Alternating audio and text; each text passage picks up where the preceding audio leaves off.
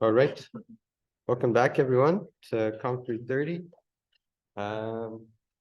So, as you might have noticed from what's on the projector, I have slides here.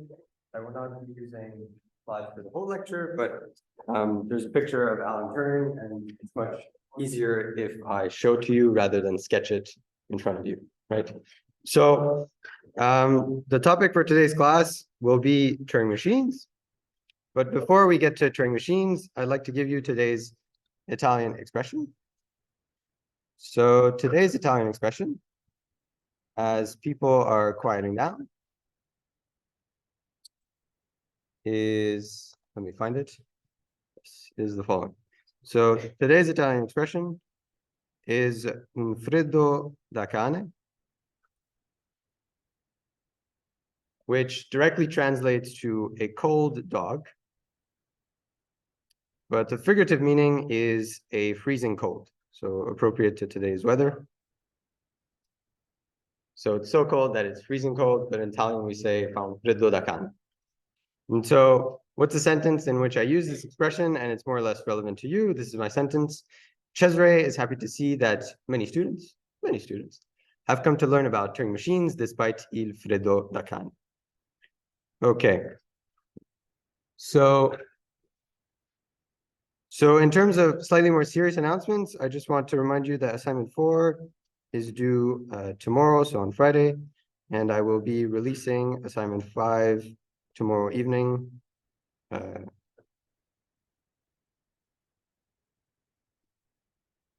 And the other thing, I would be remiss if I had forgotten to tell you this again. Next Tuesday will be a very special lecture. It won't be given by me. Well, at least the majority of it won't be given by me. It will be given by Prakash. In case you've been living under a rock, I've said this, I think, 5 times already. So Prakash will give Tuesday's lecture. It will be from 6 to 7:30 p.m. and it will be in McConnell 204. So please don't come up the hill. And also, please don't come in the morning. He'll be covering, namely, 2 interesting topics: the halting problem and an intro to computability theory. And I mentioned this in the announcements, but I don't think I was emphasizing the point enough. Guest students are welcome, so please do tell your friends. If your friends haven't ever experienced a Comp 330 lecture with Prakash, Tuesday is a great opportunity. I'm not sure how many more Comp 330 lectures he's going to be giving, so Tuesday is a great opportunity for you to experience one. Okay. So now that that's out of the way, we can talk about Turing machines. But before we talk about Turing machines, I'd like to take a small step back, like the one I did made on Tuesday, and just generally talk about automata theory. So just a reminder, automata theory, the objective was to create a theoretical model of computation. And so the way that we did that is we had started with the simplest model of computation, the DFA, and we had worked our way towards more and more powerful models of computation. So we saw context-free grammars, and we saw PDAs and DPDAs. And today we're going to see Turing machines, which it turns out is the most powerful model of computation. But now at this point you might be thinking, well, but why? Why are we doing this, right? And the idea is once you get the most powerful model of computation, once you have the most powerful model of computation, you can start asking questions of whether or not something is possible to solve with this most powerful model of computation. So you begin to be able to ask questions about the solvability of a problem. And so the more technical term is the decidability or the computability of a problem. And to give you a bit more background about this, I'd like to take a step back, and namely, I'd like to take a 90-year step back and revisit the Entscheidungsproblem, which is how you pronounce this in German. I checked it with my German friend. So a reminder, the Entscheidungsproblem was this problem posed by David Hilbert and Wilhelm Ackermann, and it's been sort of reformulated in several different ways. This is the one that was reformulated in Alan Turing's 1936 paper. So this seminal paper, one of the most famous papers in computer science, which is amazing because computer science didn't even exist at the time. And so the way that Alan Turing reformulated the question was, is there a general, effectively computable procedure for determining whether a given statement is provable? Right. So the question is, if I give you a statement, is there some procedure which is effectively computable? We don't quite know what that means yet, but we will in a second, which says, yes, it's provable when it is provable, and no, it's not provable when it's not. Okay. So this is how Turing had stated the problem in his 1936 paper. And so what I'd like to do is draw your attention to this phrase, which I just mentioned, this phrase of effectively computable procedure or effective computable procedure. Okay, so it sounds like what Turing and what people at the time were talking about was an algorithm, right? So if I tell you a procedure which is effectively computable, that kind of gives you the idea that I'm talking about an algorithm. Okay. The problem was that at the time in the 1930s, no one actually knew what an algorithm was really supposed to be. So there was like this intuitive notion of what effective computability should be. And there were essentially four main points that a procedure should have to be effectively computable. The first one was a procedure should be effectively computable if it could be expressed as a finite sequence of exact instructions. Okay, that's not very surprising. I think as computer scientists, if we're trying to come up with a hand-wavy definition of an algorithm, this is probably the first thing that we would say. So this was the first condition for something to be effectively computable. The second one was that it would produce the desired result if carried out without error in a finite number of steps. Again, sounds intuitive to me. If I were to describe to sort of a layperson what an algorithm should be, the second thing would probably be this, right? And now you would probably say, well, that's probably good enough. But because we're talking about computation, what you'd like to do is you'd like to take this procedure and you'd like to give it to a computer. The computer should run the procedure and it should be able to give you the result without sort of going back to the user and asking for more information, right? And so that's exactly what's formulated in the next 2 points. The one thing, though, is they're going to sound slightly bizarre. And the reason why they're going to sound bizarre is because in the 1930s, a computer was a human. So the third point that was required for something to be effectively computable was that it could be carried out by a human with a pencil, an eraser, and a paper. And this is just because at the time, a computer was a human computer. And moreover, condition 4 was that it would require no ingenuity from the human carrying out the operation, meaning that you could just give the human computer the instructions and they could just blindly carry out the instructions without going back to the programmer or the person who had written the procedure and asking them, well, I don't quite get this line. What did you mean by that? Okay, so it requires no ingenuity, no guessing. Okay, and so this at the time was the sort of intuitive idea. So this was the intuitive idea of an algorithm.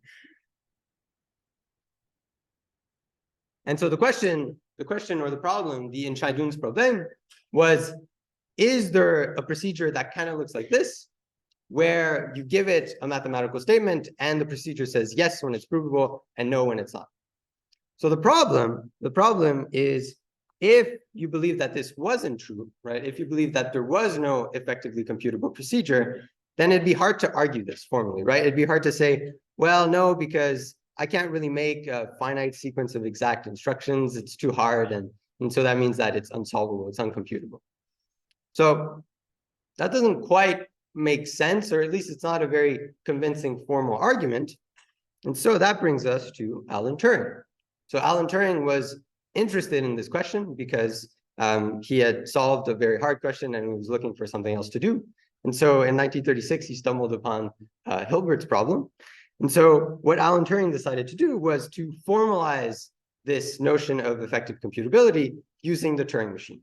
So what he did was he took this idea of effective computability and implemented it via the Turing machine.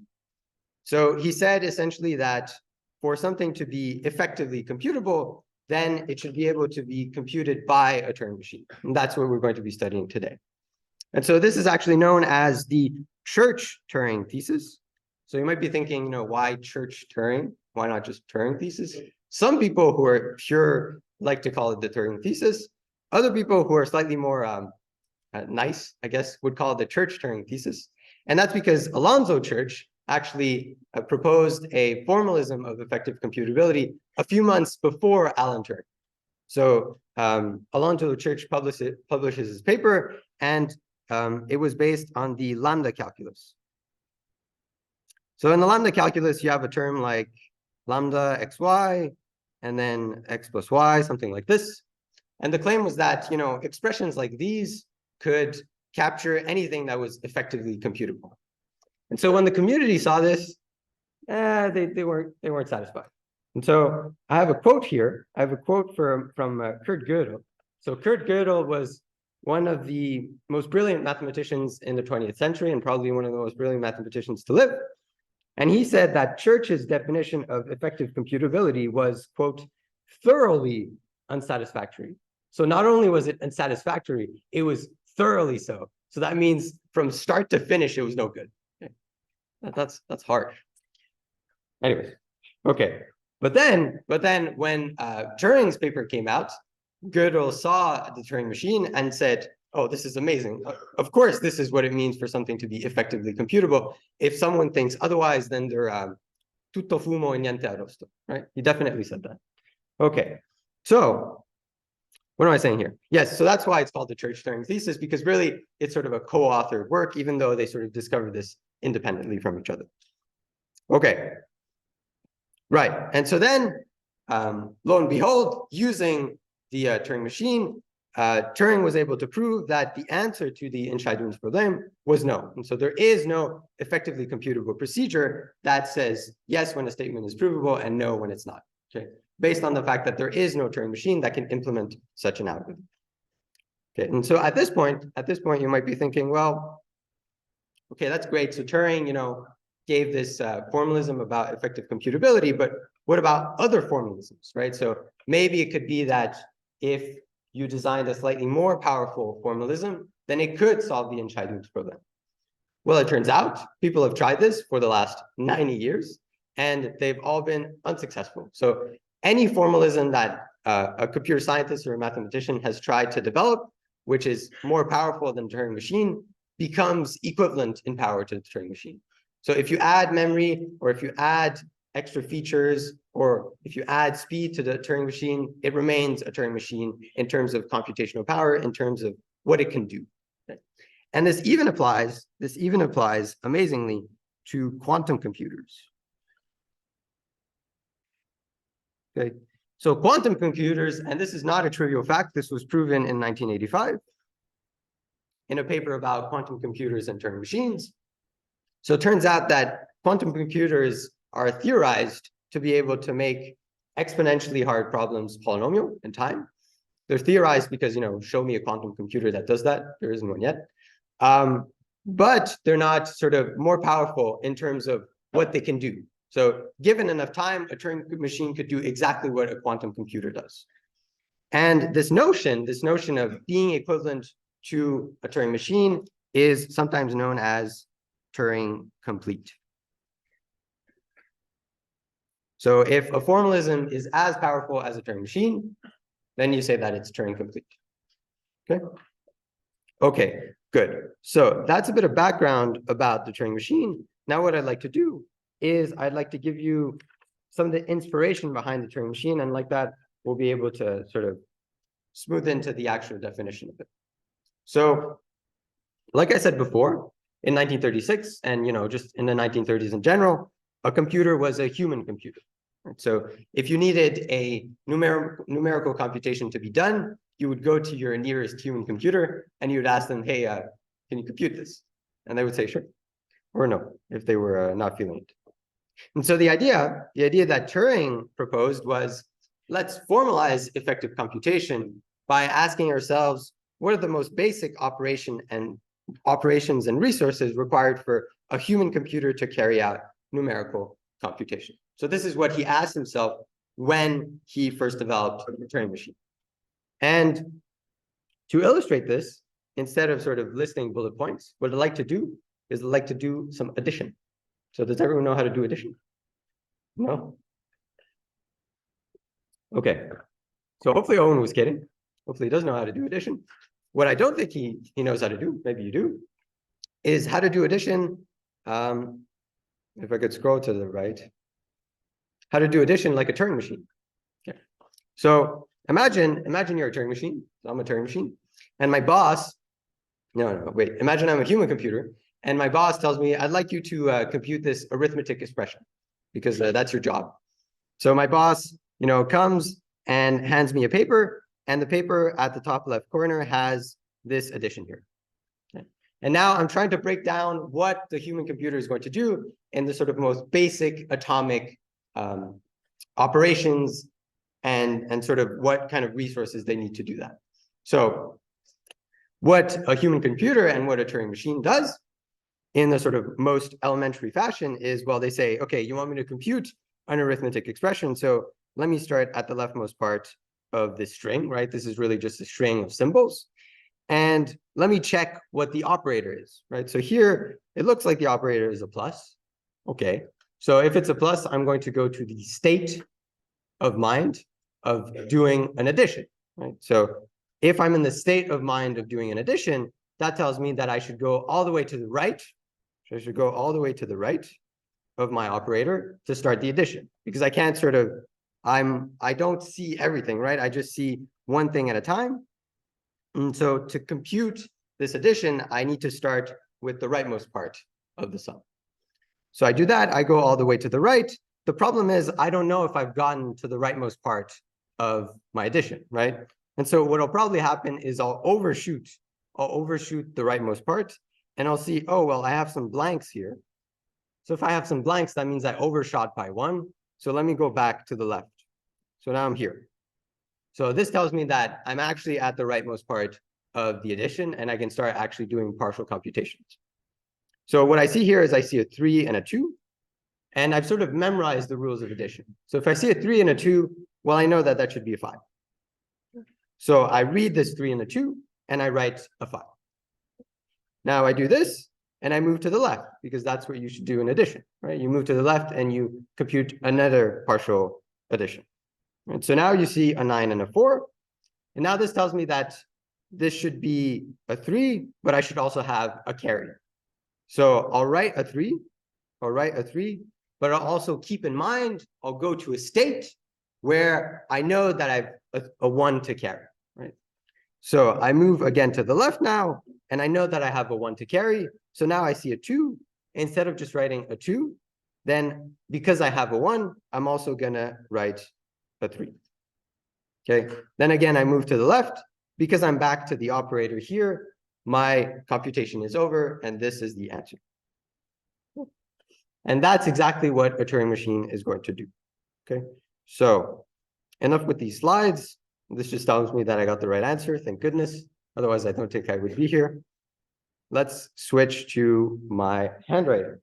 So what I'd like to do is I'd like to informally discuss this notion of Turing machines first.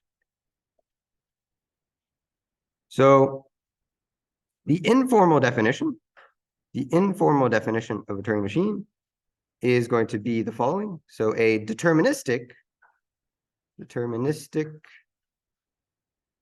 semi-infinite tape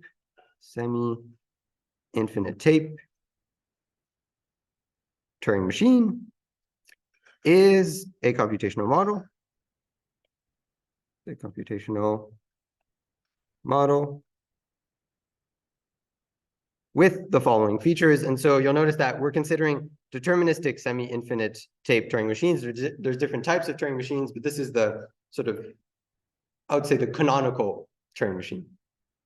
Okay, so what does the Turing machine have? It has a control unit. So this shouldn't be surprising, because all our previous computational models have had control units.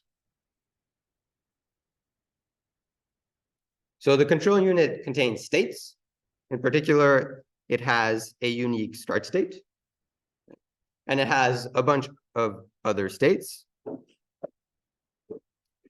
And it has 2 special states. It has an accept state, a single accept state, and it has a reject state. a single reject state. And it turns out that this is more than enough for a Turing machine to do really anything. And the intuition is that these states are what the Turing machine should sort of have memorized, right? So in my running example, that was what are the rules of addition and what should I do? If I see a blank, I should go to the left. Well, a state has to encode that knowledge. Okay. So I have my control unit, that's my workhorse, and then I have my semi-infinite tape. Now, I don't really like the word infinite. It's just what people call it. I think a more appropriate word should be an unbounded tape. The idea being that if it ever seems like you're going to run out, then you just, get more tape, which is a realistic assumption. Okay. And so what does the semi-infinite tape look like? Because it's semi-infinite, it's only going to go towards infinity on one direction or on one end, and that's going to be the right, just out of convention. So to the left, instead, I'm going to have this left end marker. So I have this left end marker. And my tape goes to the right, all the way, quote unquote, to infinity. And I have some letters which are written on my tape. So every sort of cell of my tape has a single letter written on it. So maybe A, B, C. And then at some point, there's not going to be any more letters on my tape. At that point, I just say that I have blanks. So I have blank symbols. And these blank symbols, they go on forever. Right? Okay, so really, I have actually, even though I have an infinite string here, really, I have a finite representation for it. So actually, everything's okay. Okay. And then the other important thing is that I have a pointer, right? And this is crucial to the Turing machine. So I have this pointer. Let me write it in blue.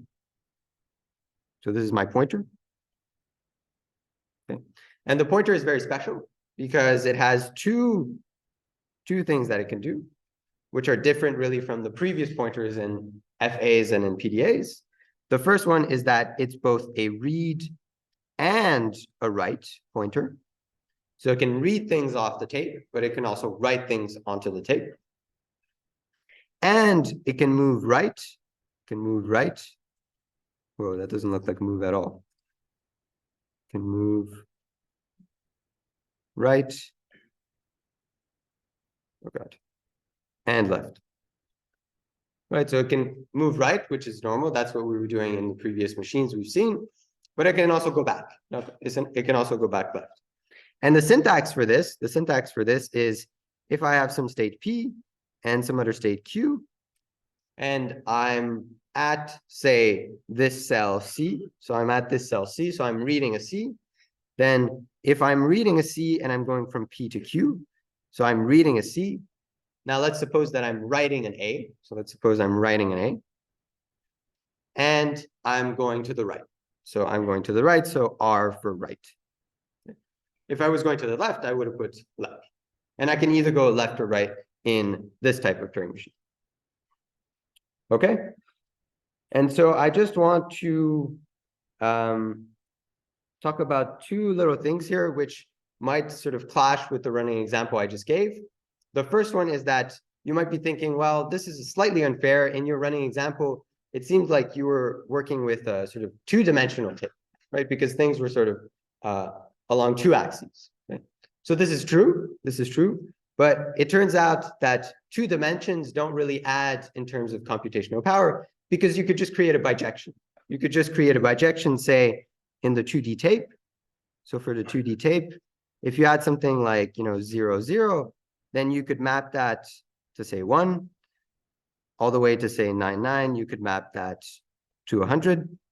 And then if you wanted to represent some addition operation on a single 1D tape, then you would do something like, you'd have the left end marker, then the plus, and then you would use like some kind of separator token. So let's just use the hashtag, then 42, then another hash, and so on, right? Until the last one. And then you would just have the remaining of your tape being filled with blanks. Okay, so this isn't a limitation at all. The other thing is, it seems like how I was describing Turing machines was as computers, right? They were returning something. And that's true, right? In this case, it doesn't seem like I can do that because I just have an accept state. I just have an accept state. But the convention is if you want to use a Turing machine as something, as a machine which computes rather than accepts, you can just say use the accept state as the return state. So the convention being that if you want your Turing machine to compute something, then you make it compute something, you make the output be on the tape, and then you go to the accept state, which is now really a return state, and you say, okay, I'm done. Here's the output of the computation. Okay? And this is at a high level of the Turing machine. Now, this has been very hand wavy. So I'd like to unwave my hands and give you a concrete example. Okay, so let me just seamless. Yes, I'd like to be seamless. Okay, good. So let's look at this first example. In this first example, I'd like to design a Turing machine which recognizes or accepts, the language L, AN, BN, CN, where N is a natural number. And so remember, this language is not context-free. We proved that on Tuesday, but it is what we call decidable. It can be, there is sort of a decision procedure implemented by a Turing machine which decides yes or no whether a string looks like AN, BN, CN. So before I show you the state transition diagram, I'd like to show you what the Turing machine should do on the tape. And so the idea, the sort of trick I like to tell students when they ask me, how do you design Turing machines? And I say, be the Turing machine. So you must be the Turing machine to be able to implement the Turing machine. So for instance, let's take an example of a string that should be accepted. So let's take A, B, B, C, C, and then blank, blank, blank, all the way to it. Okay. So what's going to happen is that my Turing machine is going to start at the beginning of the string. This is just a convention. The pointer starts at the start of the string. Okay. And what it's going to have to do is it's going to match an A for a B for C any number of times. Right? So that's what I'm going to try to do here. I'm going to say, okay, I'm at this A here. What I'm going to do is I'm going to mark it with something. I'm going to mark it with something, and that's going to represent the fact that I've seen it, and now I have to match it with something else. So let's take this A, and let's mark it with an X. So I mark it with an X, and now I start moving right. I start moving right until I see my first B. So once I see my first B, I'm going to mark it with something else. So I'm going to mark it with, say, a Y. At this point, you might be asking, why can't I just mark it with an X? Not so obvious here. You're going to see when I look at the state transition diagram that you do need a different symbol to mark.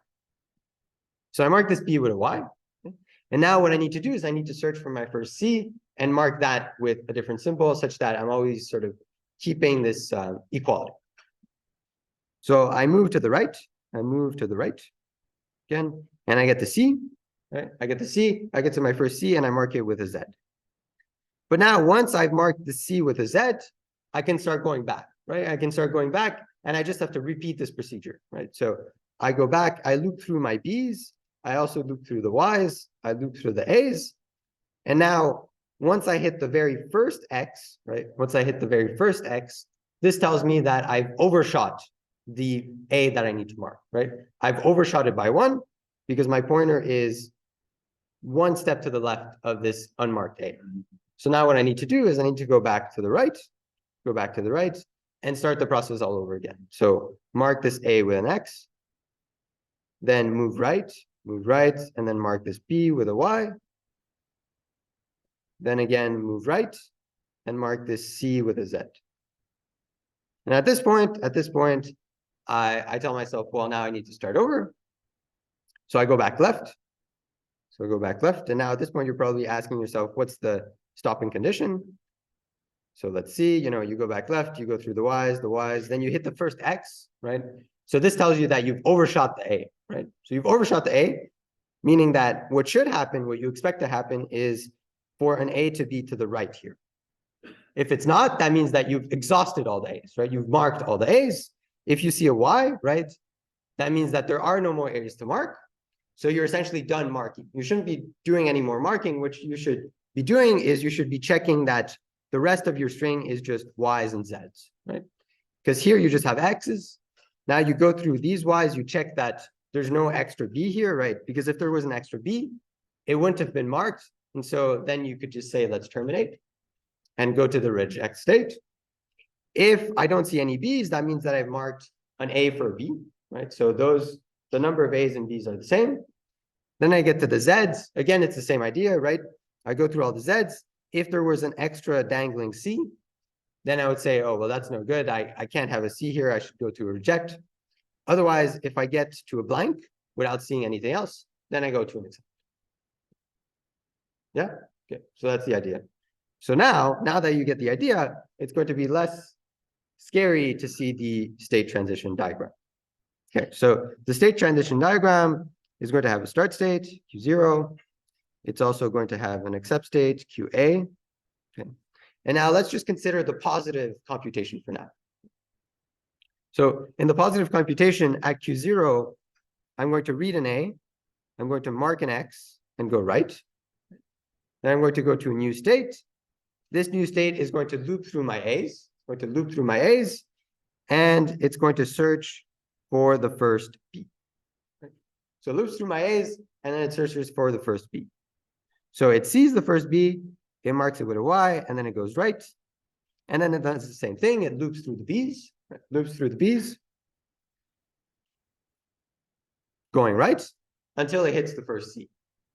So once it hits the first C, it marks it with a Z, and now it goes back left, right? So it goes back left in Q3. So what it needs to do now in Q3, I need to go all the way back, right? So to do that, I need to go back through the B's, right?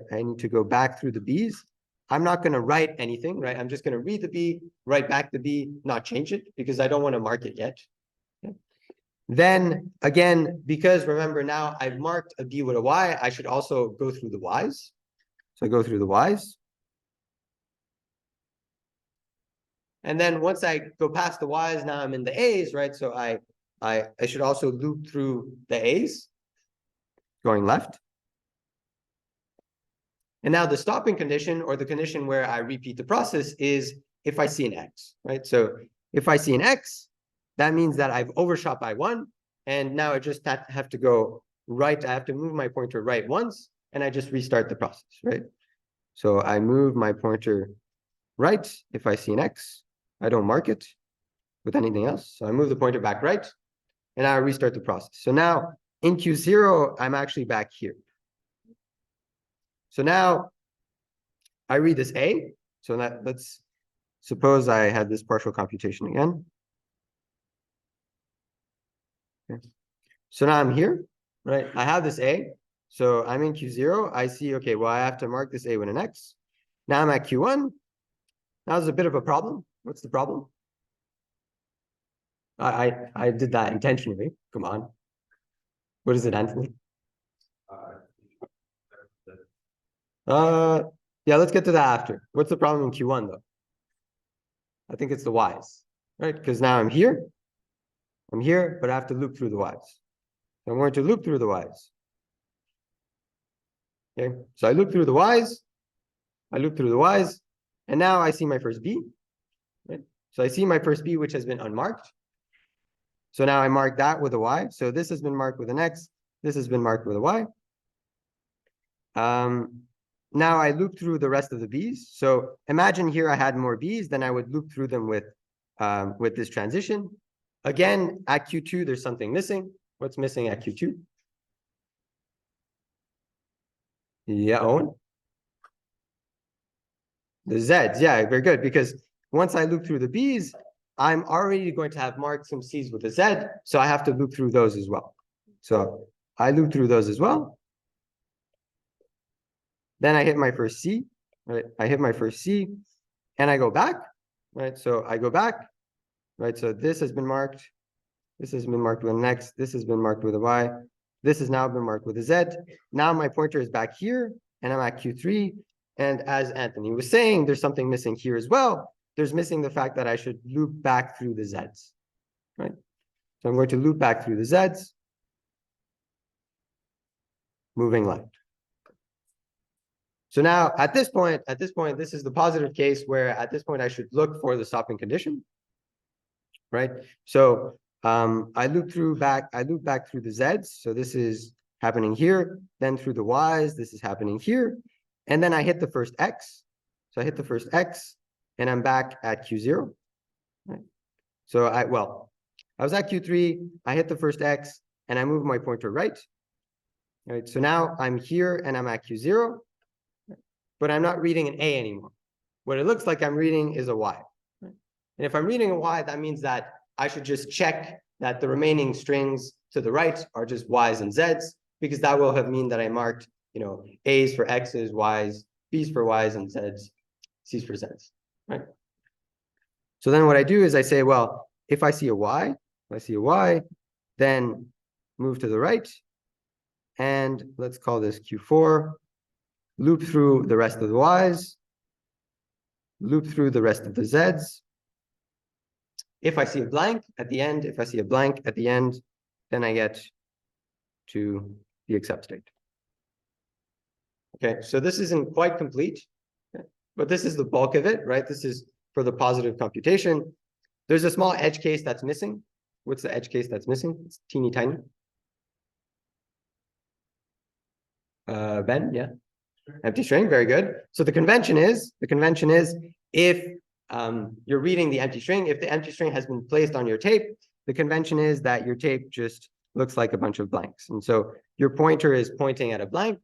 So then you could just say, well, if I start at Q0 and I'm seeing a blank, then I just immediately go to Q accept. Okay. I'm not done. Not done. So this is for the positive computation. Right? Now, for the negative computation, right, for an instance that I should reject, I need my reject state. So the convention is because at this point, what would happen is I would need to take every transition that doesn't exist for Q0, Q1, Q2, Q3, Q4, every transition that doesn't exist. So for instance, at Q4, if I read a C, then I should go to reject, right? So for instance, here, if I read a C, I should go to the reject state.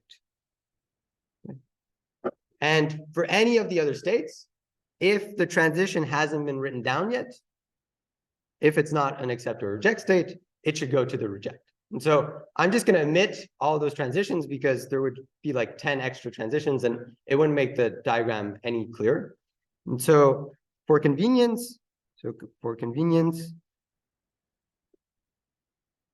what you can do is you can omit any transition going to reject from Q0 to Q4. Yes, you can do that in your assignment and your final.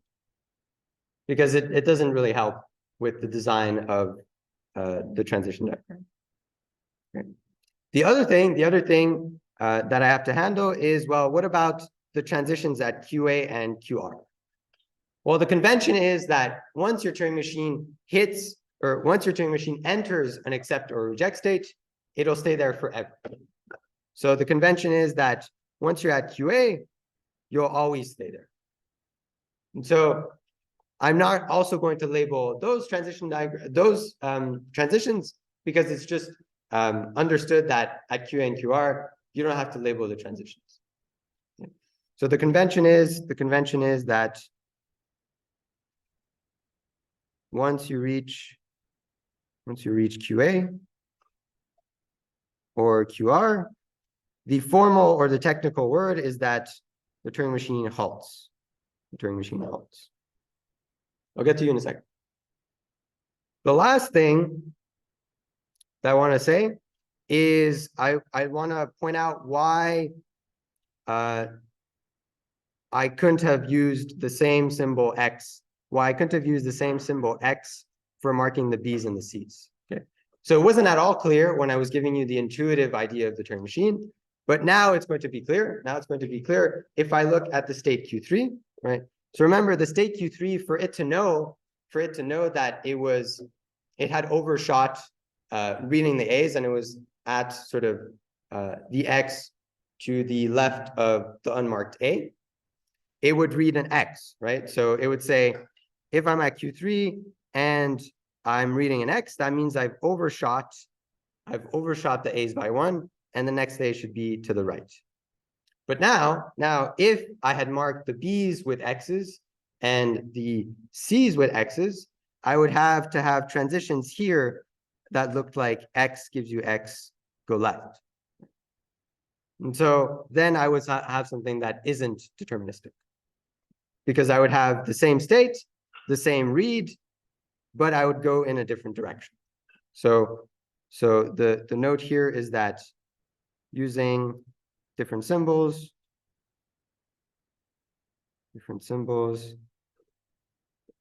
is required for determinism.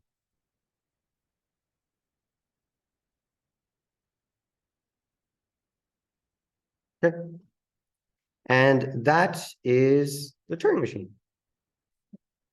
Eli, you had a question?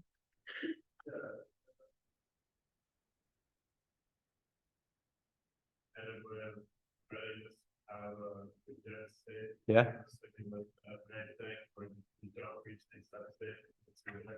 Right. Right. Very good. So the comment by Eli is in FAs, we were doing something like you reject the string if it doesn't get to an accept state. That's an excellent observation. That doesn't apply here. So the idea actually in the Turing machine is acceptance is defined quite differently. Acceptance is just defined as if you can get to the accept state. So if you can get to the accept state, even if you haven't read the entire input string, you accept. And we're actually going to illustrate that with the next example. So that's a good point. Yes, Louis. You have to go all the way back to the first 8 and just go left, we read in 8 and mark that one. I think that might be tricky. That actually might complicate your Turing machine. I think so, yeah. Let's chat about it after. But I think it would complicate it. Yeah. So one of the reasons why I think it would complicate it is because this is like one of the infamous examples people give when they study Turing machines. And if there was a simpler way, I think I would know it. Yeah. So, but we can think about it more after. Any other questions about this first example of a Turing machine? Ben, yes. For this example, we're basically using the reject data to catch all for any type of or in the example like an or a jam. Yeah.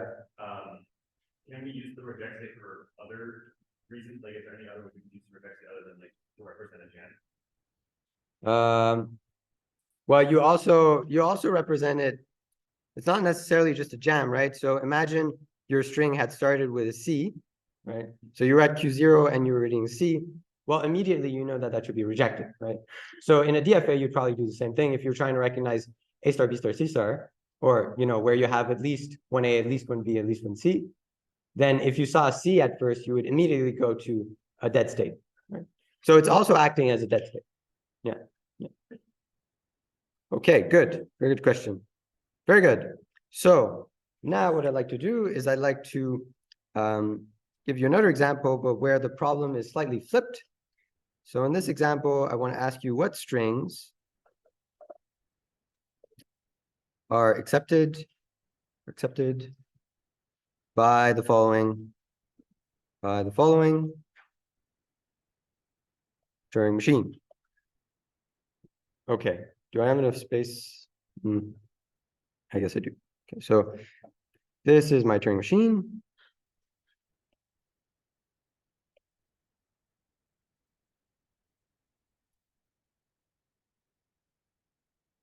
It is going to have technically 5 states, but I'm not going to represent the reject state.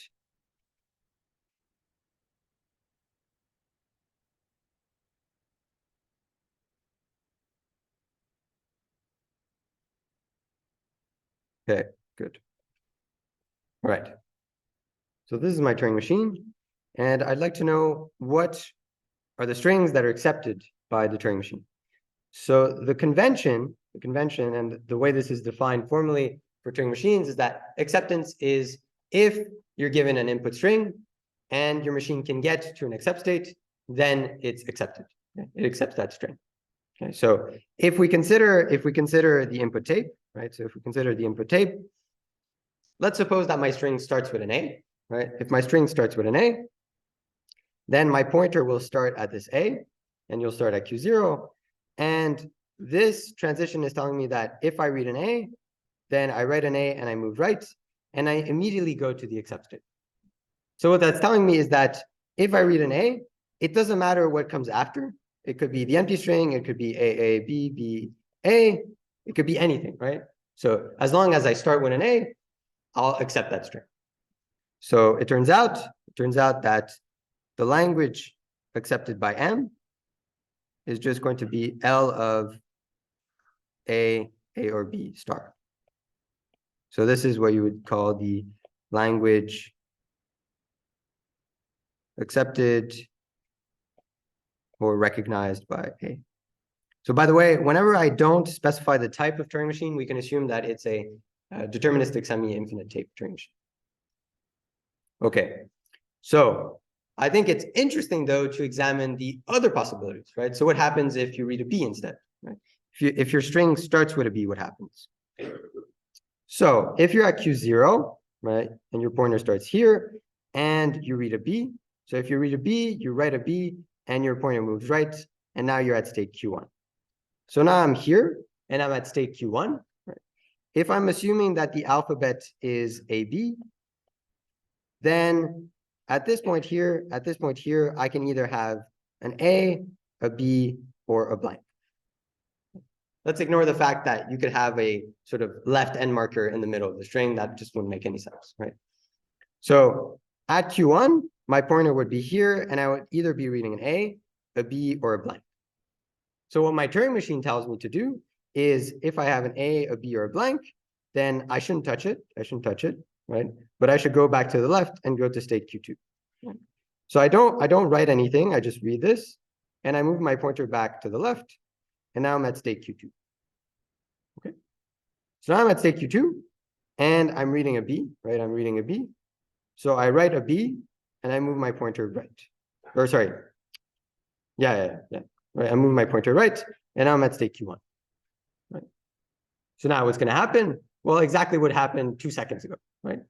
I'm here, I'm at state Q1, I'm reading either an A, a B, or a blank. I'll move to Q2.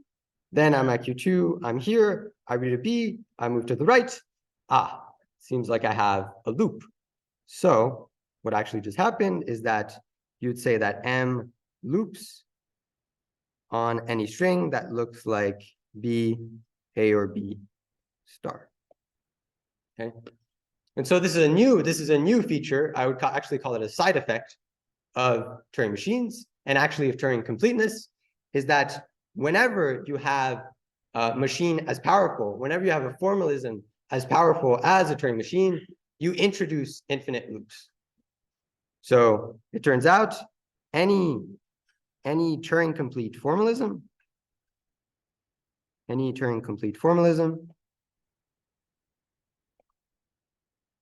will have infinite loops. Okay, give me a second. So the last thing I want to say is, well, what are the strings that are just rejected, right? So there aren't that many, right? There aren't that many. In fact, I think there's just one. The only string that actually gets rejected is if you're at Q0 and from Q0 you read a blank. Right? If you read a blank, because I haven't specified the transition, that means that implicitly I've gone to Q reject. But if I'm reading a blank and I've just started, that means that I have the empty string that's been placed on my tape. And so the empty string is the only rejected string. I would say defined over, just to be slightly more correct, defined over the alphabet sigma. Okay. Yes, there was a question. Yeah. Is it not necessary to have a self loop in the accept statement? Or do they accept? I thought they only accept the straight. Right. So yeah, that's what I'm saying. It's very different. It's extremely different from the way that FAs and PDAs accept. Okay? So in FAs and PDAs, you only accept if you get to an accept state and you read the entire string. In Turing machines, once you get to an accept state, you can just say, I've halted. I'm in an accept state. That means I accept. Right. It's as if you got to a return statement, right? Your program got to a return statement. It didn't matter what was after, right? You have a return statement, so you stop. Lotem, yes. Very good question.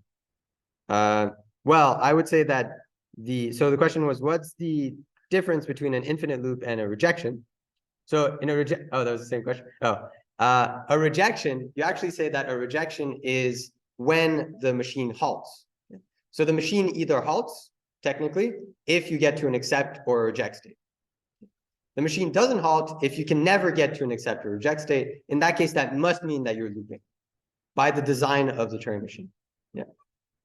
Yeah, that didn't satisfy. And that is like, why do we, if the machine only accepts strings that begin with A, Yeah. that should reject that begin with B. So why not just? But it doesn't reject strings that begin with B. It loops forever on them. It just means that it doesn't accept them. So in this case, this is a good point.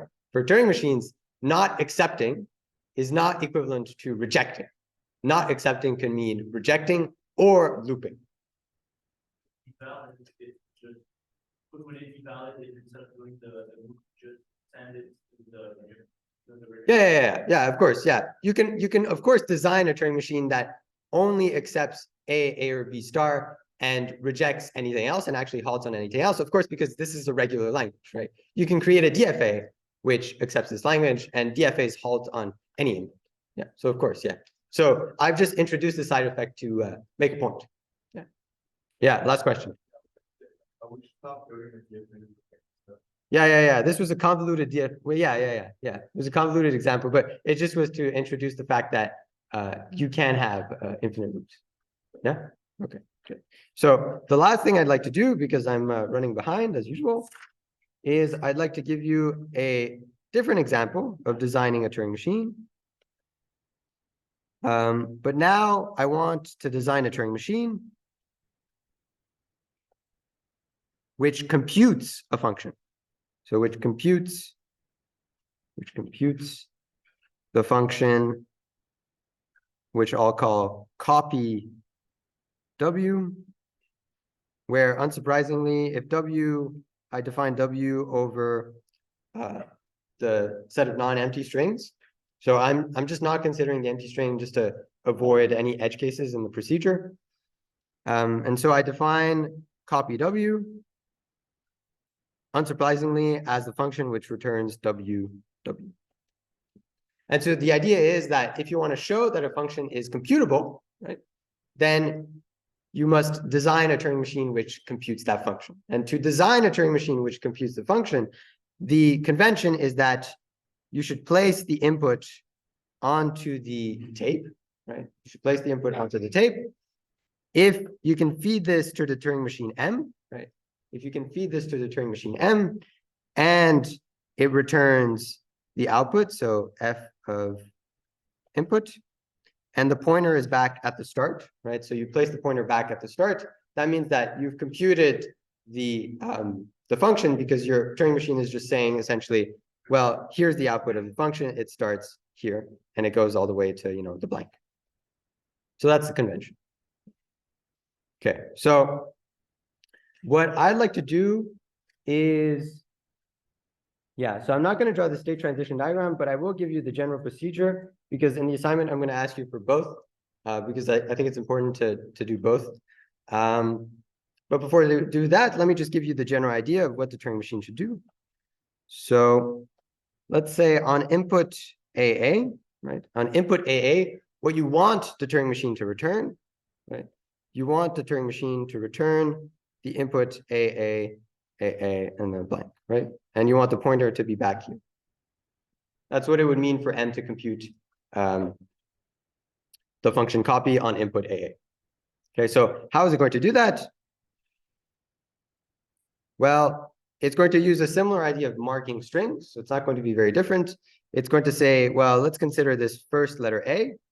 Let's mark it with an X, and let's go to the first blank and mark that blank not with an A. Again, I'm not marking it with an A for the same reasons that I wasn't marking something with an X before, right? So I'm going to use a different symbol, and it's only really clear why you should use a different symbol when you actually write down the state transition diagram. So I'm going to just use a different symbol, let's say alpha. So I write down alpha, okay, and I move back left. So I move back left. I find that I've overshot the A by 1, so now I'm at the X. I move right again. I mark this A with an X, and I move back right. I move back right, searching for the first unmarked blank. In this case, it's this guy. I mark the blank with an alpha. And now what I do is I go back, right? So I go back. I get to my X. This tells me that I've overshot by 1. I move right, but now I see that I have an alpha. So the reason why I wasn't marking this with, say, an X was because I wouldn't have gotten the stopping condition, right? But here, because I have an alpha, this tells me that I've finished copying over the A's, right?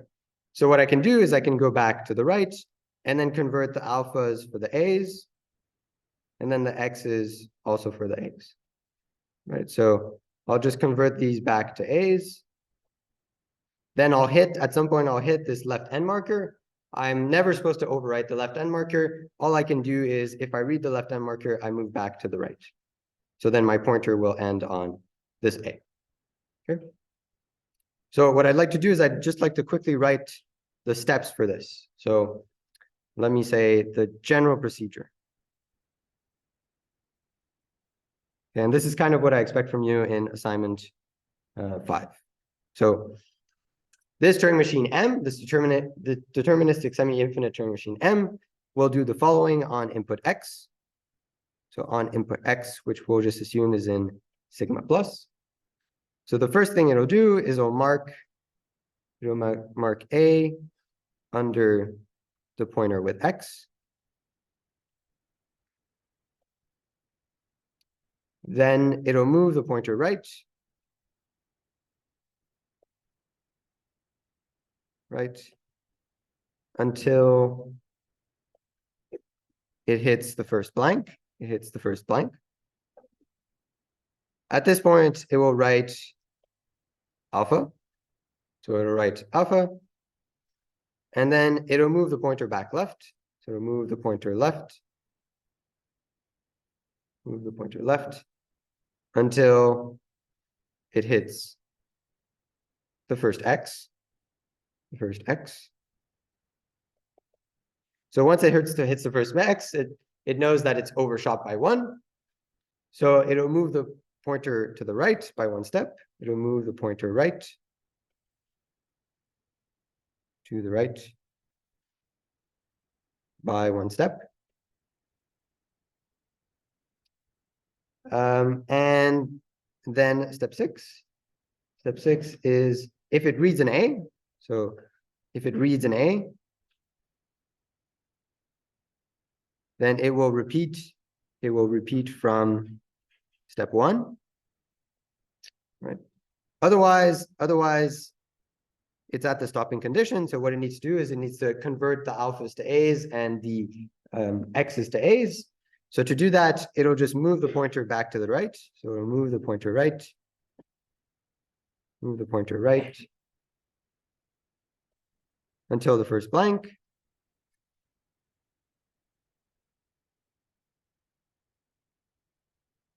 And then move left, converting the alpha to A's and the X's to A's. And then the last step is once it reaches, so once the pointer reaches the left end marker, it moves right once, moves right once, and returns. Okay, so returns just means that, it goes to the accept state. Okay. So let me let you finish writing. Yeah, Eli.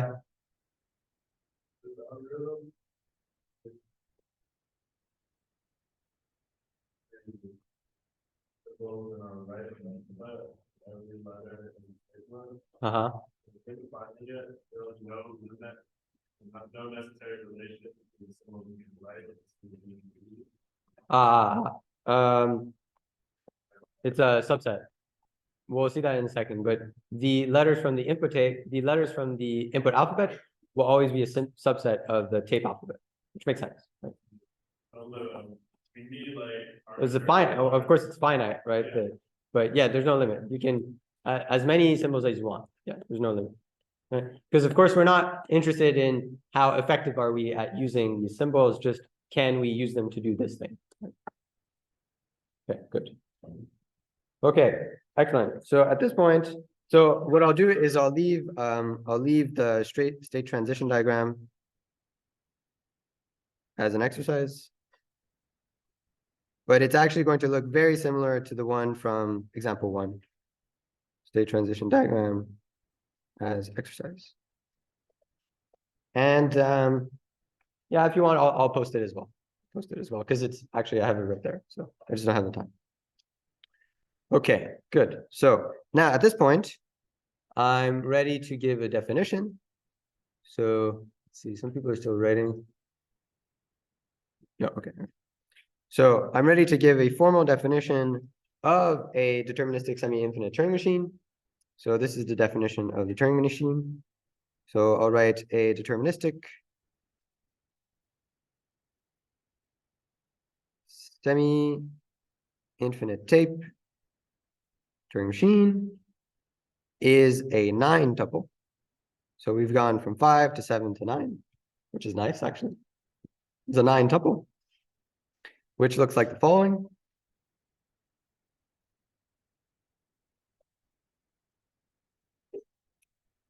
Where each of these elements of this tuple are defined as follows. So Q is the finite set of states. Sigma is the finite input alphabet. I won't write that because an alphabet is just defined as being finite. And gamma is the tape alphabet. And like I said just before, sigma is a subset of gamma. Okay. Then I have two special symbols. I have this turnstile symbol, which is the left end marker.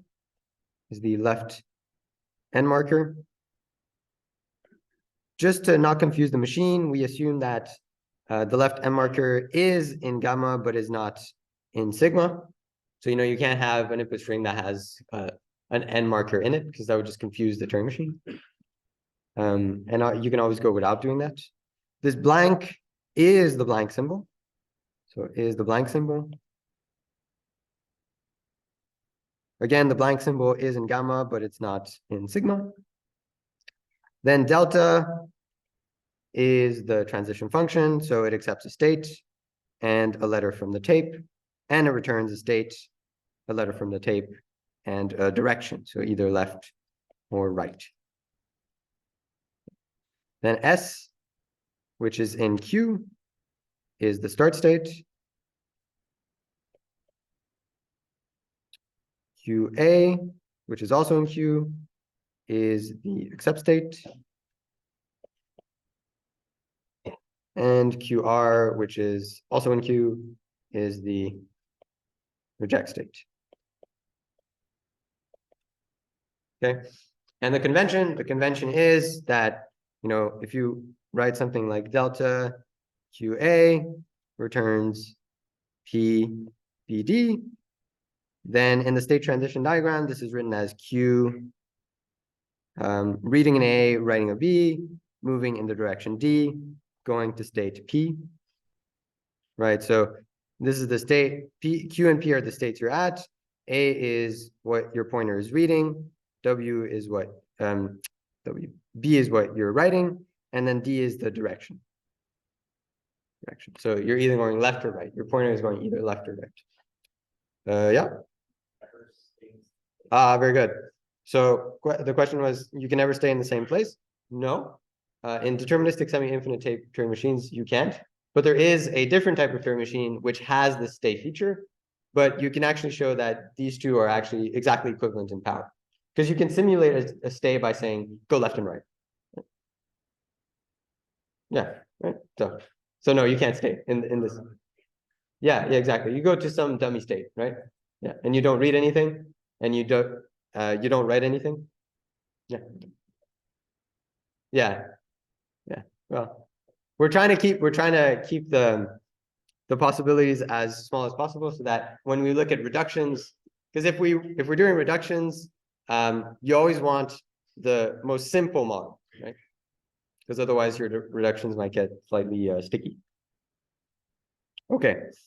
And then there are a few additional restrictions on delta. So there are some additional restrictions on delta. Okay. So the first one is that you can never overwrite the left end marker. So this is just written as for every state, if you're reading the left end marker, then you have to go somewhere else and you can't overwrite the left end marker and you have to move right. Okay, so that's the first condition. That's the first restriction. The other restriction is once you're at the accept state, you just stay at the accept state. Okay. So for all of the tape letters, you're going to have some additional tape letters and some directions where if you're at the accept state, then you just stay at the accept state. And if you're at the reject state, then you just stay at the reject state. So now I'm sure someone is going to ask, well, this looks like you're actually looping forever on the accept or the reject. This is really just to conform with the definition of delta. Okay? But the convention is once you're at QA or QR, you halt. So this is just to respect the definition of delta. Okay, good. So at this point, now that I've formally defined a Turing machine, I can now start talking formally about acceptance.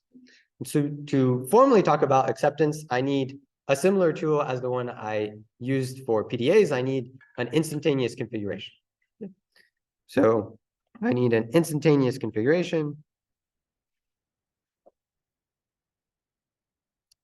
But now it's going to be of Turing machines. Okay. So remember, instantaneous configurations of PDAs, those were telling you the exact setting of your machine at any computational step. For Turing machines, it's going to be exactly the same thing. So to do that, then, let's just think about what you need to know about the Turing machine to fully describe its computation at any given state. Well, you need to know what state it's at in the control unit. So, maybe it's at state Q. And you need to know about the contents of its tape. So you need to know what's on the tape. So, maybe your pointer is pointed at some letter A. And then to the left of A, you have some string U. And then to the right of A, you have some string V. And then at some point, you start having blanks. So this is perhaps the first blank. And so the way to compactly represent this is we're just going to say, well, it's as if, your state Q was kind of looking at, so this is an I, it was looking at this letter A. So it's looking right in front of the A, and it's seeing what it has to do based on the fact that it's at A. So the way we compactly represent this is the left end marker, U, QA, V, and then the blank. And so you notice that what I'm doing is I'm representing this infinite string of blanks, which is a single blank symbol. In case you're curious, the other way of representing this would be something using something known as an ordinal. So you use the blank and then this omega symbol. but we won't talk about that too much. Okay, this just means that you're representing the string of blanks an infinite number of times. So that's how Dexter defines it, but I don't want to talk about infinite strings, and so I'll just stick to this convention. Okay, and so then formally then, we can just quickly say what an instantaneous configuration is. So an instantaneous configuration of a Turing machine M, and of course I mean a deterministic semi-infinite tape Turing machine, is a string from the following language. So the language containing the left M marker, gamma star, Q, gamma star, and the language containing a blank. And the idea here is that we're slightly abusing notation, and we're saying we're interpreting Q0 as a string. So Q0 is interpreted, well, actually as a letter, Okay. Okay. And so then of course an instantaneous configuration, if it looks like this, it has to be from this language. So that's how you describe the computation of a Turing machine at one particular step. Now, to talk about acceptance, we need to know how we get from one configuration to the other. So to do that, I need to define the next one configuration relation. Next one configuration relation, which I'll denote as this right arrow with superscript 1 and subscript M. So suppose M is a Turing machine. Suppose I have two states. I have some strings over gamma, and I also have some letters in gamma. Then there's essentially two major cases. There's going to be edge cases. I'm not going to write them down, but these are the two major cases, either if I go left or if I go right. So if I have an IC which looks like UA, QB, V, and then a blank, and I have the transition function telling me that at Q, reading a B, I should return a PCL. Then what this tells me is that I should take the state Q, I should put it to the left, I should make it actually state P, and I should, instead of having a B here, I should write a C. So in one step, I'll get U, P, A, C, V, and then a blank. Okay. And then the other case is just if I'm going right. So if I'm going right,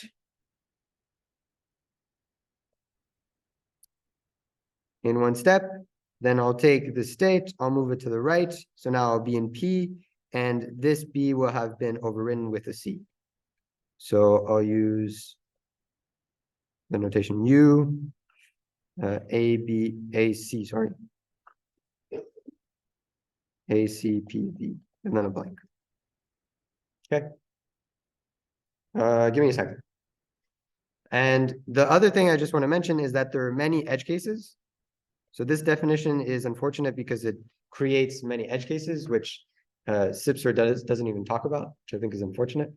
So the edge cases are, something like if you were at state Q and to the right, you had a blank and you were sort of moving right with the transition function, then the convention is that if you overwrite this blank, then you still have to have a blank to the right. So if you overwrite the blank and you go to state P, you just add an extra blank to the right.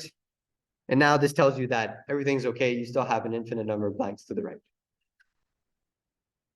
And the other types of edge cases are to do with when you're at the leftmost part of the tape. So if you're at the leftmost part of the tape, and you're at state Q and your Turing machine is telling you to go left, then this is the only case that you're sort of violating this definition of instantaneous configuration. So you go to state P, and you have the left M marker, which is at the right of P actually, and then you have, say, W. Okay. So this is the only case where you can actually violate this definition. And so what I should be doing is I should really be adding this scenario into my definition. I'll do that when I post the notes, and I also post the edge cases for you slightly more formally, but I'll leave them to you as an exercise. So write down the edge cases as an exercise. So Nicholas and then Max.